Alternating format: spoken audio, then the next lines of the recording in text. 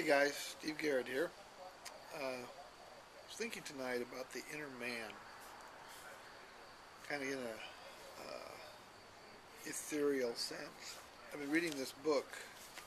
It's called Outwitting the Devil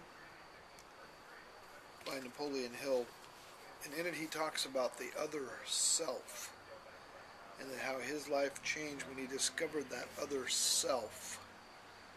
Uh, Kind of gets kind of creepy, and you think, what is he talking about? But then I started thinking, there's a scripture in Ephesians that says, I've got it up on my screen here, it says,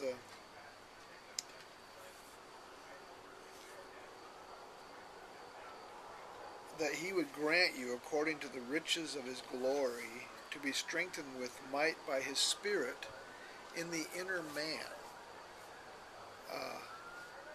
Now there is an inner man. There is an inner part to us that I don't know. I think Freud talked about it as the id and the ego and the superego, and I don't know all the Freudian principles about it.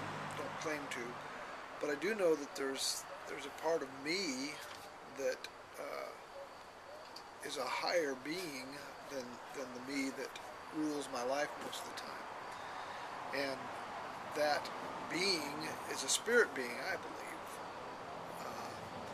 But anyway, it's the one that's responsible for the creativity in my life. It's the one that taps into the power of God, the power of the universe.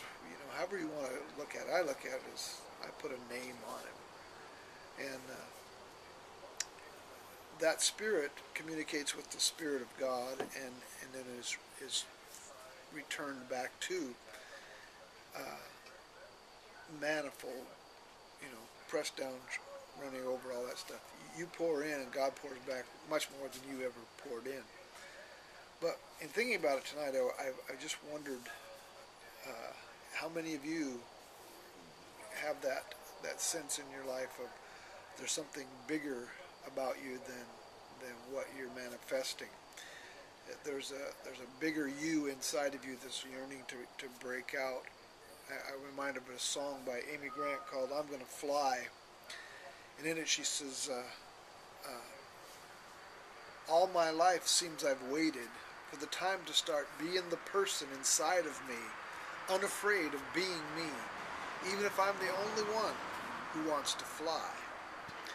And I think there's a depth to that lyric. I think there's a real meaning to that lyric, in that there's a part of us inside that wants to fly. There's a part of us that really literally wants to take wings and get off the ground and go places. And there's a soulish part of us, this physical flesh part of us that just says, oh, that's work. They can't do that. That's impossible. And we program our brain to believe it's impossible, because if we believe that it's possible, it's going to require more ambition, more energy output, more concentration, more focus, more work than what we're really wanting to put out. So that higher other self that Napoleon Hill speaks about kind of prods us. He wants us to wake up and take wing and get off the duff and get going. And I'm wondering if there's some of you out there, maybe that's just what's happening with you. And maybe tonight, as we talk about this, as I talk about this, it'll resonate with you. It'll change something in you that you can say, you know what, that inner man is right.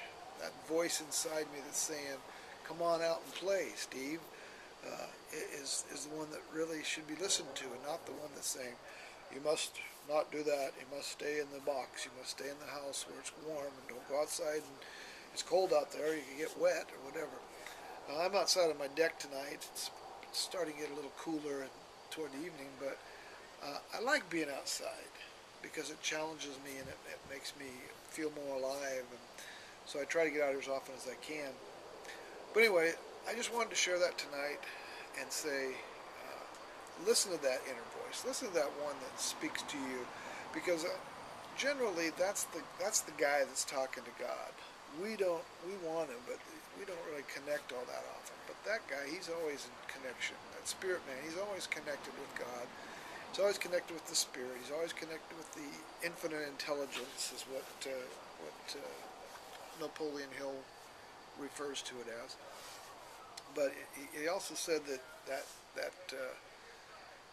intelligence is responsible for all the created power in the world, and all the creativity, all the flow, all the essence of what is in God. And so I'd like to just challenge you tonight to think about that, listen to that voice, and see what happens. All right? So that's what I have for tonight. I'm going to be contemplating it into the wee hours, I'm sure. Have a great night.